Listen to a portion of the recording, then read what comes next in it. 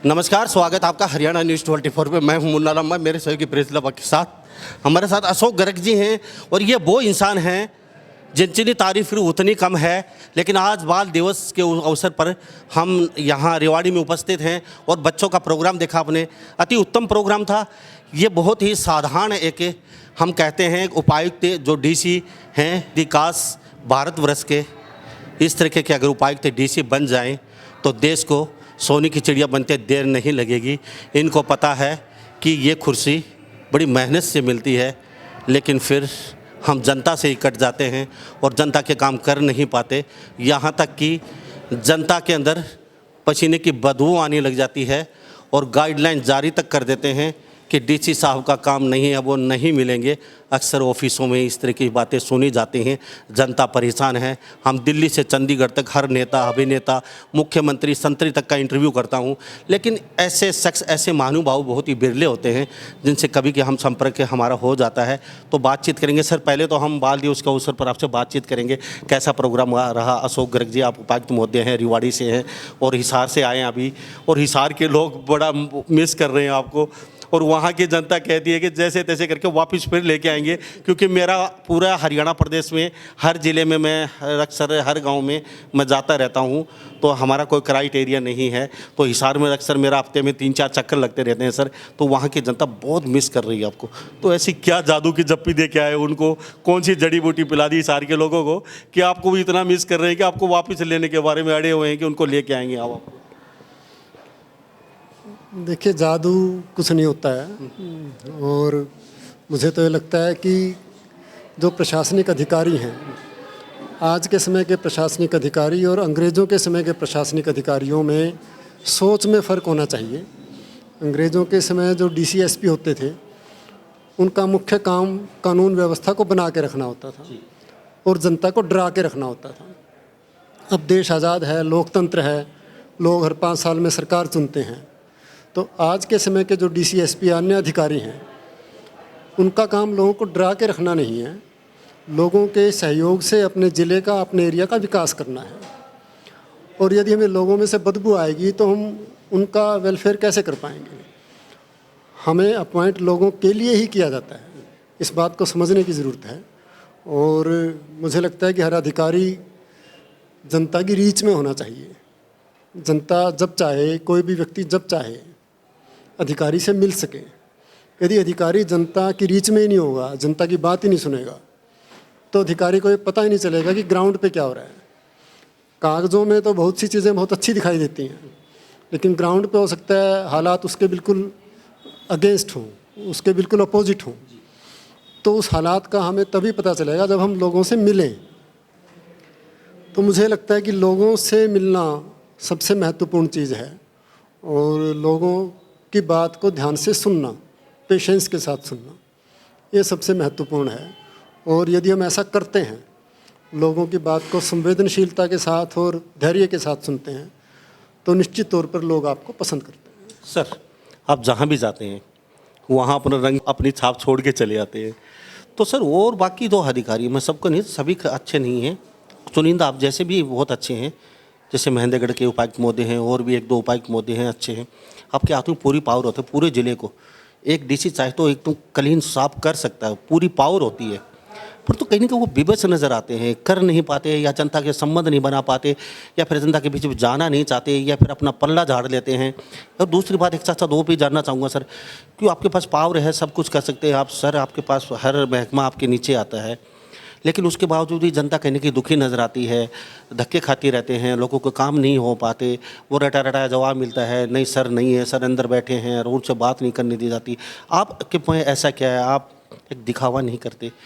आजकल के एक प्री पार्टी चली हुई है, जहाँ पे डीसी आएगा वहाँ पे 1000 लोग इकट्ठे होंगे, बड़ा टेंट होगा, डीजे गाजे बाजे होगा, फूलों की बरसात होगी, लेकिन आप अचानक चले जाते हैं, अकेले चले जाते हैं। तो ये कानून, ये थ्योरी उन लोगों पे तो लागू होनी चाहिए। अभी तो तस्वीरों में देख रहे हैं भारत के, जहाँ जिस भी प्रांत में हमारा ये इंटरव्यू देखा जा रहा है अभी, तो शायद वो डीसी महोदय आपसे कुछ शिक्षा ले सकें। क्योंकि मैं इतना गुणगान, मैं झूठा नहीं कर रहा हूँ, जहाँ सच्चाई होता है वो वही चीज़ दिखाते हैं हम। आप में वो काबिलियत है, आप में जो कैपेसिटी है, आपकी सोच, आप बहुत ही साधारण एक इंसान की रूप में रहते हैं। कभी आप अपना एक एटीट्यूड नहीं है मैं डीसी हूँ ये वो, भाई वहाँ 1000 आदमी इकट्ठे रखिए, उसके बाद वहाँ प्रोग्राम में आऊँगा और वहाँ सिर्फ 5 मिनट ही रुकूंगा क्योंकि एटीट्यूड है। 5 मिनट के बाद नहीं मेरे पास समय नहीं है, चाहे घर पे चाहे ऑफिस में अकेला बैठना पड़े, लेकिन वहाँ समय नहीं देंगे आप जनता को। तो सर ये क्या कहना चाहेंगे? इसमें मैं क्या कहूँ। थोड़ा सा, क्योंकि आप ताई जी आपसे कोई शिक्षा ली इसके सर, आप भी तो अकेले देखिए मुझे ऐसा लगता है कि अधिकारियों में कोई इंटेलिजेंस की कमी हो ऐसा नहीं होता। सबसे ज़रूरी चीज़ संवेदनशीलता है। हमें सेंसिटिव होना चाहिए, हमें एक संवेदनशील इंसान होना चाहिए और लोगों की परेशानी को समझना चाहिए। बहुत से काम और बहुत सी परेशानियां ऐसी हैं जो जिला स्तर पर और लोकल लेवल पर अधिकारियों के द्वारा दूर की जा सकती हैं, वो ज़रूर दूर हो जानी चाहिए। बहुत सी चीज़ें कुछ ऐसी भी हो सकती हैं जो हमारे हाथ में भी ना हो, लेकिन लोगों को ये विश्वास होना चाहिए कि जिला प्रशासन जितना काम कर सकता है, यदि मैं जाऊंगा तो मेरी सुनवाई होगी और सुनवाई होने के बाद जितना काम वो कर सकते हैं वो करेंगे। इतना विश्वास जिला प्रशासन पे, जिला के अधिकारियों पे जनता को होना चाहिए। और ये तब होगा जब हम लोगों की पहुंच में होंगे। जब हम लोगों की पहुंच में नहीं होंगे तो लोगों की ना तो हमें परेशानी पता चलेगी और ना वो दूर होंगी। तो सवाल कॉम्पिटेंस का नहीं है, सवाल केवल हमारी नीयत का और हमारे संवेदनशील होने का है, जो हमें होना चाहिए। और कानून भी और सरकार भी हमसे यही उम्मीद करती है। सर पहली बार बाल भवन में ऐसा कोई उपायुक्त महोदय इतनी देर रुका है बच्चों के साथ। आप पूछ लीजिए, यहाँ सभी अधिकारी बैठे हैं, बाहर बच्चे भी बैठे हैं, तो उनमें और आप में फ़र्क क्या है? उपायुक्त महोदय आप हैं, उपायुक्त महोदय बहुत है, समय आपके पास भी उतना ही है, समय उनके पास भी उतना ही होता है, तो ये फिर इतना दूरी क्यों उन अधिकारियों में आप में? क्या कहना चाहिए? को अपनी अपनी प्राथमिकताएं होती हैं, अपनी अपनी प्योरिटीज़ हैं। किसी को कोई काम इम्पोर्टेंट लगता है, किसी को कोई काम इम्पोर्टेंट लगता है। मुझे बच्चों के बीच में रहना, उनसे बात करना या लोगों से बात करना अच्छा लगता है। सर आप बहुत ही आध्यात्मिक आदमी इंसान हैं, एक सिंपल हैं। मंदिरों में जैसे अक्सर हिसार के अंदर हमने अभी सुनते रहते हैं, मिले तो नहीं लेकिन वहाँ पे आपके गुणगान काफ़ी हो रहे हैं। वो लोग आपको कहते हैं हम जैसे तैसे करके लेके आएंगे। अपने ऐसे बहुत मामले सॉर्ट आउट किए हैं हिसार में जो बहुत ही संवेदनशील मामले थे और अपने चुटकियों में उनका निवारण कर दिया। तो सर ये चुटकियों में निवारण बाकी भी तो कर सकते हैं, आप में ऐसा क्या हुनर है? मतलब ऐसा कुछ नहीं है। पहली बात यह है कि लोगों को धैर्य के साथ सुने और सुनने के बाद मामले की गहराई में जाएं। गहराई में जाने के बाद उसका समाधान करना आसान हो जाता है। और आप बिल्कुल निष्पक्ष होकर लोगों को बता दें कि कानूनी रूप से ये ठीक है, ये गलत हैं, तो मेरा तो ये अनुभव है कि 90% लोग मान जाते हैं। केवल 10% ही ऐसे हैं जो गलत पे भी अड़े रहते हैं, उनका फिर झगड़ा चलता रहता है आगे। लेकिन आप यदि कन्विंस करते हैं और आपकी इतनी विश्वसनीयता हो कि लोग ये माने कि जो अधिकारी कह रहा है वो ठीक कह रहे होंगे, तो उसके बाद झगड़े काफ़ी कम भी हो जाते हैं, ख़त्म भी हो जाते हैं। सर रिवाड़ी में आए हैं, कार्यभार संभाला है, तो रिवाड़ी के लोगों को कई बहुत ही संवेदनशील मुद्दे हैं यहाँ के। एक दो तो आपने निवारण कर दिया, आपने सुना है, देखा भी है सोशल मीडिया पे, बाकी और भी कई हैं। तो क्या कहना चाहेंगे रिवाड़ी के लोगों को? देखिए मेरा तो ये कहना है कि प्रशासन जो है अकेले प्रशासनिक अधिकारियों से नहीं चलता है। अकेले प्रशासनिक अधिकारी तो केवल यथास्थिति को बना के रख सकते हैं, स्टेटस को बना के रख सकते हैं। यदि हमें ज़िले को आगे बढ़ाना है तो लोगों के सहयोग से ही हो सकता है। एक बात मैं रिवाड़ी के लोगों को बड़े दुख के साथ कह रहा हूँ कि जो सेक्स रेशो है, जन्म के समय लड़कियों की जो संख्या है वो लड़कों की तुलना में रिवाड़ी ज़िले में पूरे हरियाणा में सबसे कम है। और इसके कोई प्राकृतिक कारण नहीं है। इसका मतलब ये है कि रिवाड़ी ज़िले में जो कन्या भ्रूण हत्या है वो पूरे हरियाणा में सबसे ज़्यादा हो रही है। और मैं पूरी गंभीरता के साथ ये कह रहा हूँ कि यदि ऐसा चलता रहा तो रेवाड़ी ज़िला के समाज के लिए बड़ा गंभीर खतरा पैदा हो जाएगा, और ख़ास तौर से महिलाओं के लिए। जितनी सेक्स रेशो कम होगी, जितनी लड़कियां महिलाएं कम होंगी, अपराध उनके खिलाफ ज़्यादा बढ़ेंगे और बहुत से लोग बिना शादी के भी रह जाएंगे। तो और ये वैसे भी इंसानियत के खिलाफ है। ये दिखाता है कि हमारे लोगों की मानसिकता क्या है लड़कियों के प्रति। मतलब मुझे कहने में भी कोई गुरेज नहीं है, चाहे कुछ लोगों को बुरा लगे। परसों पंचायत के चुनाव थे। मैं पूरा दिन सवेरे 7 बजे से रात के 8 बजे तक गांव-गांव हम घूमते रहे, और महिलाओं के लिए इतनी सीटें आरक्षित हैं, उसके बाद भी मुझे किसी भी गांव में महिलाएं जो है ना एक्टिव नज़र नहीं आई। केवल एक गांव में 2 महिलाएं पोलिंग एजेंट बनी हुई थी,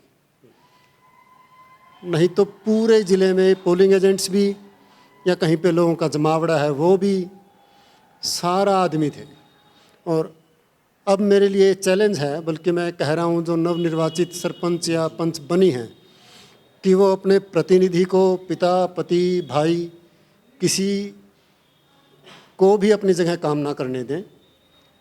वो खुद चुन के आई हैं तो खुद काम करें। और रेवाड़ी ज़िले में तो शिक्षा का स्तर बहुत अच्छा है, ज़्यादातर पंच सरपंच जो चुनी गई हैं वो पढ़ी लिखी होंगी।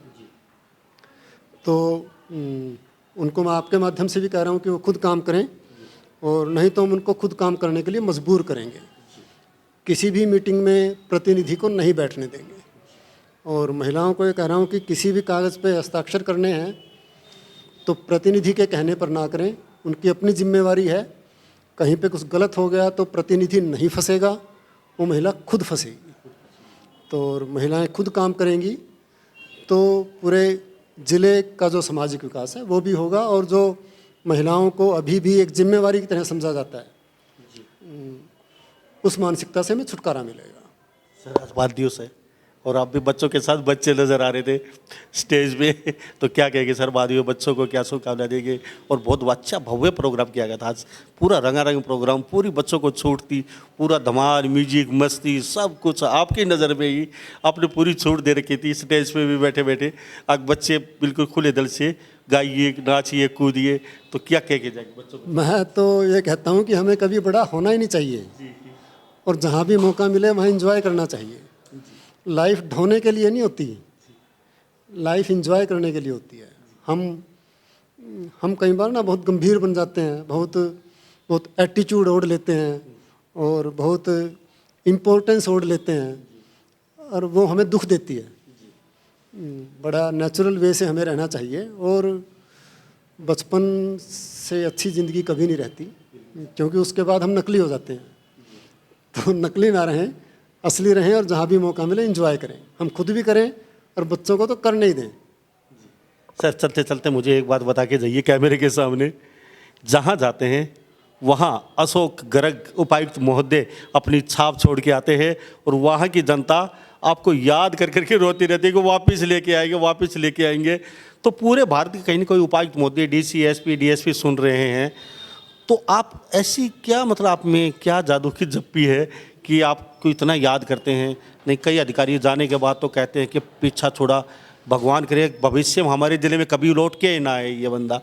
तो सर क्या कहेंगे, शायद उन लोगों को पता चले आप उनको क्या जड़ी बूटी पिलाते हो, आप में क्या खासियत है, शायद वो एक गुण आपसे ले लें और कुछ समझ सके जनता के बीच में रहे। ऐसा कुछ नहीं है, केवल यह है कि लोगों से प्यार होना चाहिए, और उस प्यार की कोई पैमाने नहीं होने चाहिए कि गरीब आदमी है तो उससे कोई अटैचमेंट नहीं होगी, उसके प्रति कोई सहानुभूति या एम्पैथी नहीं होगी। उनको सबसे ज़्यादा ज़रूरत है। तो यदि आप लोगों से प्यार करते हो तो लोग आपसे प्यार करेंगे, तो स्वाभाविक है। आप लोगों से नफरत करते हो तो लोग भी आपसे नफरत करेंगे। सर आपने बहुत कीमती समय दिया, अपना सुबह से यहाँ बैठे हुए हैं, हमारे चैनल के आपका बहुत बहुत धन्यवाद, थैंक यू। जी शुक्रिया, थैंक यू। हमारे साथ ही अशोक गर्ग जी उपायुक्त महोदय रेवाड़ी बने हुए थे, साफ संदेश भी दे दिया है। रेसों को लेकर सेक्शन जो बनी हुई है स्कूलों को भी इकट्ठा करेंगे, पंचायत सरपंच सबको निर्देश भी दिया है, और जो पेंडिंग कार्य बहुत जल्दी पूरे होने जा रहे हैं आपके। ये वो उपायुक्त महोदय हैं जो पत्थर को मोम करना जानते हैं, बहुत ही सरल स्वभाव के। तो सभी इन बातों के साथ मैं मुन्ना लांबा मेरे सहयोगी प्रिंस लांबा के साथ हरियाणा न्यूज़ 24, नमस्कार, जय हिंद।